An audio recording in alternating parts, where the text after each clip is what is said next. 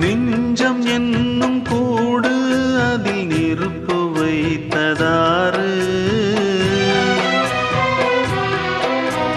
துன்பம் வந்த போதும் அதை துடைப்பதிங்கு யாரு?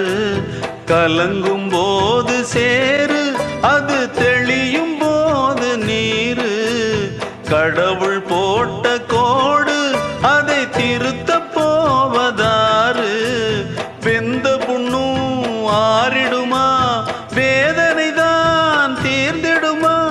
விண்ணுக்கும் மண்ணுக்கும் சம்பந்தம் உண்டுன்னு சொன்னது யாரு? அது மன்னவன் பேரு.